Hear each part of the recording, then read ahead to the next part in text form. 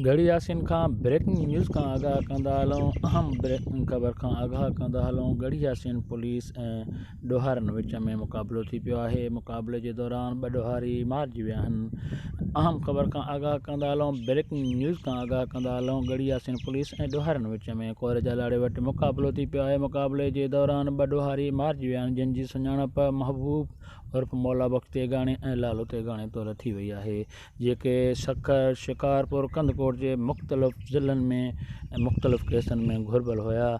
SSP राब्तो करण ते ॿुधायो आहे त लालू तेगाणी ऐं महबूब उर्फ़ मौला बख़्श तेगाणी पुलिस एहलकारनि जे केस में बि घुरिबल हुया।